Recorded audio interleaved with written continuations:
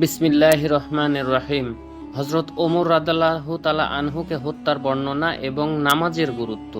আমাদের রাসূল সাল্লাল্লাহু আলাইহি ওয়াসাল্লাম বলেছেন, তোমাদের মাঝে কেউ যদি মদিনাতে মারা যেতে পারে, সে যেন মদিনায় মারা যায়, কারণ আমি শেষ বিচারের দিন তার জন্য সুপারিশ করব।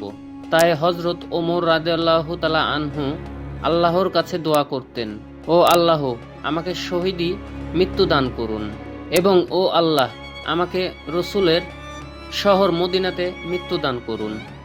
এই দোয়া শুনে তার ছেলে আব্দুল্লাহ রাদিয়াল্লাহু তাআলা আনহু বলেন, ইয়া আবাতা, ও আমার প্রিয় বাবা, এই দুটি দোয়া কিভাবে একসাথে ঘটবে? অর্থাৎ সে সময় যদি শহীদি মৃত্যু চাইতেন, আপনাকে কোথাও যেতে হতো না।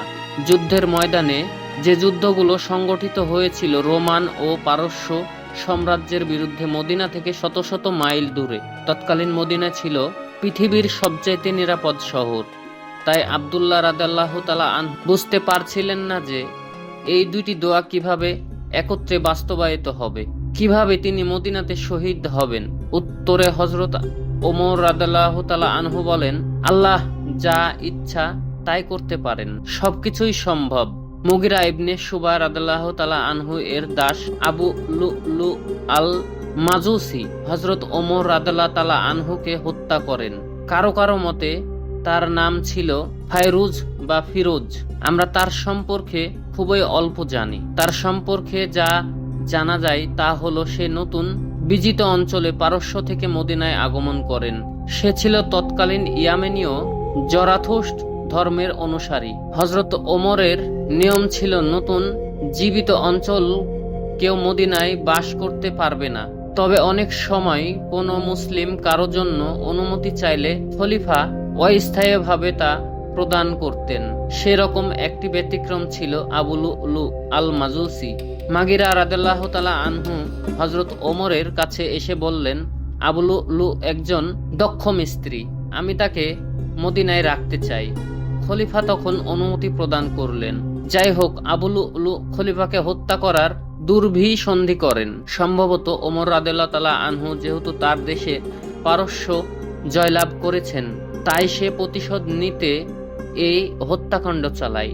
তো সেই ফজরের নামাজের সময় আক্রমণ চালানো সিদ্ধান্ত নেয়। কেন ফরজ? সম্ভবত ভোরের আবছা অন্ধকারে তার জন্য এই কাজ করতে সুবিধা হবে ভেবে সে তার ছুরিতে বিষ প্রয়োগ করে নেয়, যেন সামান্য আঘাতেই মৃত্যু হয়।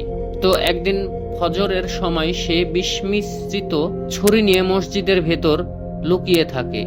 খলিফা ওমর যখন দ্বিতীয় রাকাত শেষ করা মাত্রই রুকুতে যান।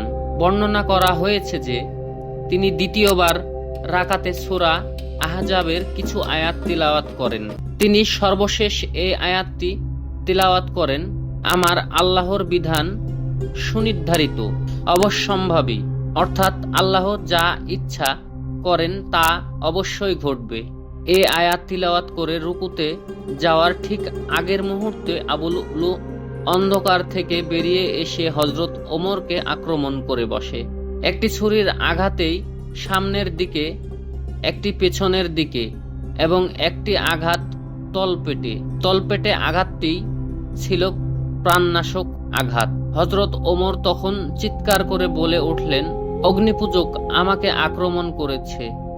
অন্য ভার্সনে এসেছে তিনি বলে ওঠেন, কুকুরটা আমাকে আক্রমণ করেছে। সবাই কিছু বুঝে ওঠার আগেই আবু লুলু সাথে সাথে মসজিদ থেকে বেরিয়ে যাওয়ার চেষ্টা করেন। যাওয়ার সময় এলোপাথাড়ি সবাইকে ছুরির আঘাত করতে থাকেন।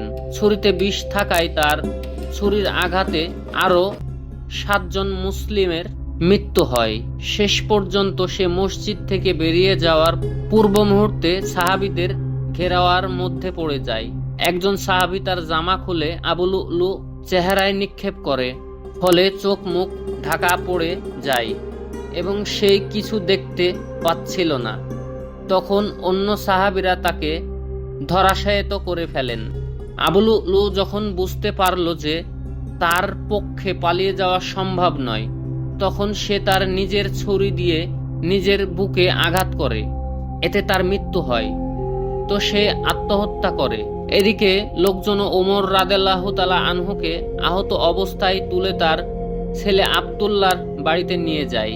সম্ভবত ওমরের নিজ বাড়ির চেয়ে আব্দুল্লাহর বাড়ি মসজিদের নিকটস্থ হওয়ায় এই কারণে অন্যান্য সাহাবীরা তাড়াতাড়ি নামাজ শেষ করেন। এতে প্রমাণিত হয় পরিস্থিতি যাই হোক, পরিস্থিতি থেমে গেলে নামাজ শেষ করে নিতে হবে। হযরত ওমর বেহুশ হয়ে পড়েন। তার ছেলে আব্দুল্লাহ ইয়া আবাতা বলে কাঁদছিলেন। সূর্য উঠে যাওয়ার কিছুক্ষণ পরে ওমর হুঁশ ফিরে আসে। হুঁশ ফিরে আসার পর তিনি দেখলেন চারিদিকে থেকে লোকজন তাকে ঘিরে দাঁড়িয়ে আছে এবং তার শরীরে রক্তে রঞ্জিত। তখন প্রথমে যেই প্রশ্নটি তার মুখ থেকে বের হয় তা হলো, মানুষ কি নামাজ শেষ করেছে? উত্তরে তারা বলল, হ্যাঁ, মানুষ তাদের নামাজ শেষ করেছে। ওমর তখন বললেন, আলহামদুলিল্লাহ, যে নামাজ পরিত্যাগ করেছে ইসলামে তার কোনো অংশ নেই।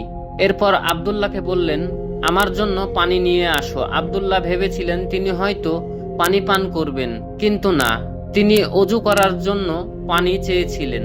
তিনি তো তার ফরজের নামাজ শেষ করতে পারেননি, এটাই তার একমাত্র চিন্তা। এখন দেখুন, এমন পরিস্থিতি এই ধরনের চিন্তা শুধু একজন মুত্তাকি, একজন মুমিনেরই মাথাতে আসতে পারে।